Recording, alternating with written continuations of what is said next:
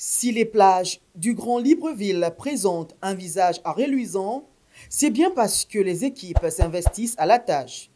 Elles sont aussi visibles au niveau des canaux d'évacuation comme celui de Batavia ou encore sur les rives du fleuve Como.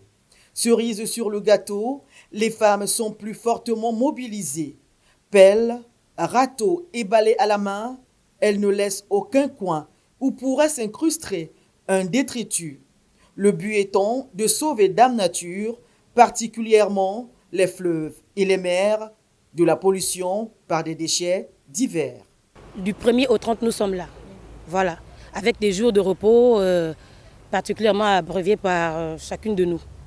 Et comme vous voyez, nous sommes, on va dire, départagés tout le long des plages. Ici, il y a peut-être plus de femmes. De l'autre côté, si vous allez voir plus d'hommes.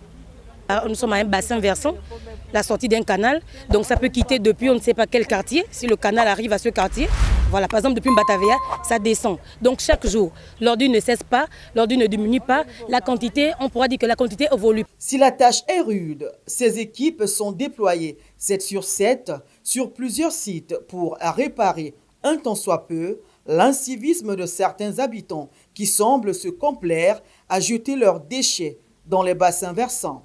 Les dits déchets se retrouvent ainsi dans la mer, menaçant l'existence des espèces halieutiques. Le travail de ces équipes consiste aussi à trier les détritus collectés. Plus dangereux que les autres matières, le plastique est soigneusement mis de côté. Le message que je pourrais passer à certaines populations, bien mes collègues et sœurs et frères, c'est d'essayer de limiter un peu la saleté, ne plus jeter les ordures au sol et respecter les heures de ramassage d'ordures. En quittant les lieux, le canal de Batavia avait un visage plus gai. La préservation de l'environnement devrait donc être l'affaire de tous.